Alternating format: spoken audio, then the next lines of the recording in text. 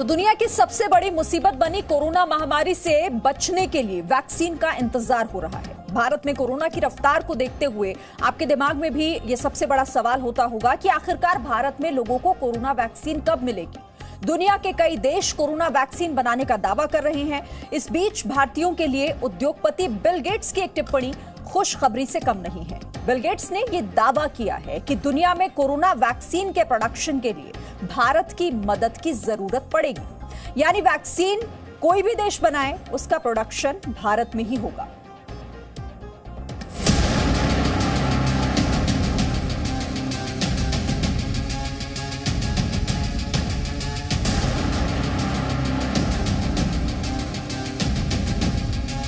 दुनिया में कोरोना संक्रमितों का आंकड़ा 3 करोड़ तक पहुंचने वाला है। अब तक इस महामारी की वजह से 9 लाख से ज्यादा लोगों की मौत हो चुकी है। अकेले भारत में कोरोना के मरीजों की संख्या 50 लाख के पास पहुंचने वाली है। और अब सारी दुनिया के साथ साथ हर हिंदुस्तानी ये सवाल पूछ रहा है कि कब मिलेगी कोरोना की वैक्सीन।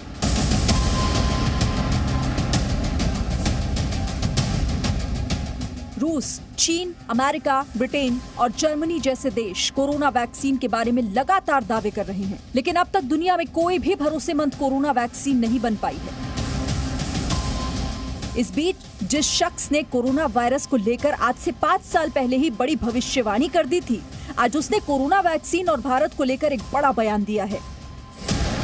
दुनिया के सबसे अमीर लोगों में शामिल बिल गेट्स ने 5 साल पहले ही एक ऐसी महामारी के बारे में चेतावनी दी थी जिससे करोड़ों लोगों की मौत हो सकती है। 2020 में कोरोना महामारी फैलने के बाद बिल गेट्स की भविष्यवाणी बिल्कुल सही साबित हुई। अब बिल गेट्स ने कहा है कि कोरोना वैक्सीन के निर्माण में भारत बेहद अहम रोल अदा करेगा, यानी दुनिया में वैक्सीन कोई भी बनाए, भारत के बगैर ये दुनिया के कोने कोने तक नहीं पहुँच सकती। चलिए अब आपको बताते हैं कि बिल गेट्स ने किस तरह कोरोना वैक्सीन के लिए भारत की भूमिका को दुनिया के लिए जरूरी बताया। अगले साल की पहली तिमाही तक कई कोविड-19 वैक्सीन फाइनल स्टेज में होंगी। कोविड वैक्सीन उत्पादन में दुनिया को भारत की जरूरत होगी। भारत में बड़े पैमाने पर वैक्सीन का उत्पादन होगा। विकासशील देशों तक वैक्सीन पहुंचाने में भारत की बड़ी भूमिका होगी। चलिए अब आप ये समझिए कि भारत पर बिल गेट्स के भरोसे की सबसे बड़ी वजह क्या है। भारत दुनिया का सबसे बड़ा वैक्सीन उत्पादक देश है। ऐसे में हमें कोविड-19 वैक्सीन के उत्पादन में भारत के सहयोग की जरूरत है। हम सब भारत में जल्द से जल्द वैक्सीन चाहते हैं, बस एक बार उसके प्रभावी और सुरक्षित होने का पता चल जाए। बिल गेट्स वैक्सीन के भारत में उत्पादन को लेकर भी बातचीत कर रहे हैं। दुनिया में कोई भी वैक्सीन बने, चाहे वो एस्ट्राजेनेका की हो, ऑक्सफोर्ड की हो, नोवावैक्स की या फिर जॉनसन एंड जॉनसन की, गेट्स भारत में उसके उत्पादन की पूरी कोशिश करेंगे। भारत पर बिल गेट्स का भरोसा यूं ही नहीं बना है। पिछले दशक में भारत में मेडिकल क्षेत्र में हुई तरक्की इसकी सबसे बड़ी वजह है। India is the country we've done by far the most work in, and I'm pleased to say that the improvements in the Indian health system over the last decade have been very, very significant. It was referred to that new vaccines have been introduced for diarrhea, pneumonia.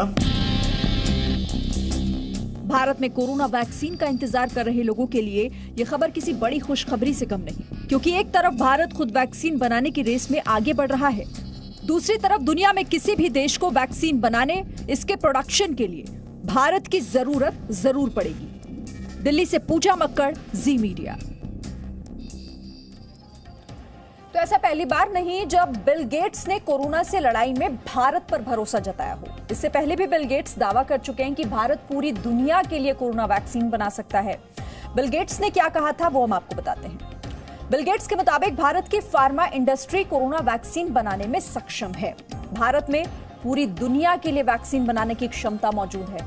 और इसके अलावा आपको ये भी बता दें कि सबसे ज्यादा वैक्सीन का निर्माण भारत में होता है और भारत में वैक्सीन का निर्माण मौत की संख्या को कम करने में भी सक्षम है। साथ ही भारत की मदद से दुनिया कोरोना से जंग जीतेगा, ये बिल गेट्स का विश्वास। पहले भविष्यवाणी उनकी पूरी हो चुकी है और अब उन्होंने एक अगली भविष्यवाणी की है भारत के रोल को लेकर वैक्सीन निर्माण में।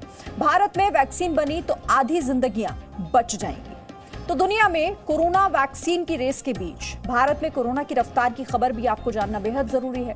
भारत में कोरोना संक्रमण के जो आंकड़े हैं वो 50 लाख के पार पहुंचने वाले हैं और ये खबर थोड़ा परेशान करने वाली है। लेकिन इस आंकड़े के पीछे की सबसे बड़ी वजह भारत में बड़ी संख्या में हो रहे कोरोना टेस्ट भी जिम्मेदार हैं। इस बीच यहां पर आईसीएमआर ने एक बड़ी चेतावनी दी है। आईसीएमआर के मुताबिक कोरोना संक्रमण से ठीक हो चुके मरीज दोबारा कोरोना संक्रमित हो सकते हैं।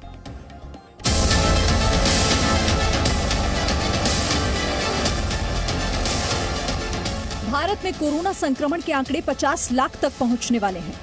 अंदेशा जाहिर किया जा रहा है कि कुछ दिनों में भारत कोरोना संक्रमण में अमेरिका को पीछे छोड़कर सबसे ऊपर जा सकता है। कोरोना से जुड़ी हुई इन सारी खबरों के बीच हमारे पास आपके लिए कुछ अच्छी और कुछ बुरी खबरें भी हैं। लेकिन सबसे पहले आपको कोरोना के आज के ताजा आंकड़े बताते हैं। स्वास्थ्य मंत्रालय के मुताबिक बीते 24 घंटों में संक्रमण के 83,809 नए मामले सामने आए। 24 घंटे में 1,054 लोगों की मौत हुई। अब तक 49,30,237 लोग संक्रमित हुए हैं। 38,49,400 लोग इलाज से ठीक हो चुके हैं। अब तक 80,776 लोगों की कोरोना से मौत हो गई है।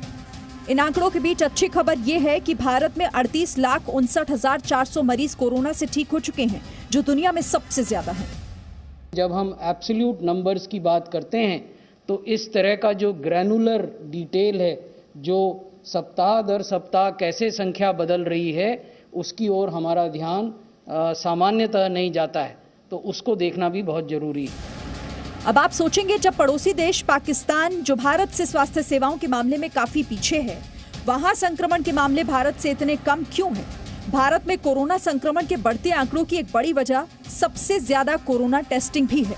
इसका अंदाजा आप इस बात से भी लगा सकते हैं कि भारत में पिछले हफ्ते 75 लाख से ज्यादा कोरोना टेस्ट किए गए और पाकिस्तान में आज तक किसी भी दिन 30,000 से ज्यादा कोरोना टेस्ट नहीं किए गए। लगातार हमने पाया है कि टेस्टिंग की जो संख्या है वो बढ़ी है। आप देखेंगे कि 7 जुलाई को हमारे 1 करोड़ टेस्ट थे देश भर में और हमें 27 दिन लगे 1 करोड़ टेस्ट और बढ़ाने में। तो 1 करोड़ से 2 करोड़ टेस्ट तक पहुंचने में हमें 27 दिन लगे। भारत में कोरोना संक्रमण से ज्यादातर मामले कुछ राज्यों से ही सामने आ रहे हैं। देश में कोरोना के 60% एक्टिव केस 5 राज्यों से हैं: महाराष्ट्र, कर्नाटक, आंध्र प्रदेश, उत्तर प्रदेश, तमिलनाडु। महाराष्ट्र भारत में कोरोना संक्रमितों की संख्या में सबसे आगे है और राज्य में कोरोना से मौत के आंकड़े भी तेजी से बढ़ रहे हैं। उत्तर प्रदेश में सप्ताह दर सप्ताह केस बढ़ रहे हैं। आंध्र प्रदेश और तमिलनाडु में 3 हफ्ते से मौत के मामले कम हो रहे हैं। वहीं प्रति मिलियन आबादी के हिसाब से भारत सबसे कम मौत वाले देशों में है। पिछले 3 सप्ताहों में कुछ स्टेबिलिटी आई है प्रतिदिन आने वाले नए केसेस में। तमिलनाडु में हमें डिक्लाइन कुछ दिख रहा है, initial science of a decline in Tamil Nadu. इस बीच कोरोना संक्रमण को लेकर आईसीएमआर ने एक और खुलासा किया, जिसके मुताबिक कोरोना संक्रमित हो चुके लोग ये ना समझें कि उन्हें कोरोना संक्रमण नहीं हो सकता। कोरोना संक्रमण से ठीक होने वाले दोबारा भी संक्रमण का शिकार हो सकते हैं। कुल मिलाकर भारत की कोरोना से लड़ाई युद्ध स्तर पर चल रही है। जब तक वैक्सीन नहीं मिल जाती, सावधानी ही कोरोना से सबसे बड़ा बचाव है। ऐसे में मास्क और 2 गज की दूरी ही कोरोना के खिलाफ सबसे कारगर हथियार है। दिल्ली से ब्रह्म प्रकाश दुबे के साथ ब्यूरो रिपोर्ट, जी मीडिया।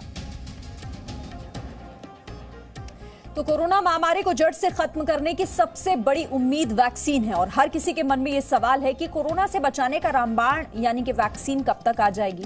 तो अच्छी खबर यह है कि भारत में आईसीएमआर और भारत बायोटेक की साझा वैक्सीन को अगले इस साल की शुरुआत में ही ये आ सकती है। और जी न्यूज के दर्शकों के लिए आज हमने ये पड़ताल की है कि वैक्सीन के मामले में क्यों पूरी दुनिया को भारत से बड़ी उम्मीदें हैं। आप एक रिपोर्ट देखिए।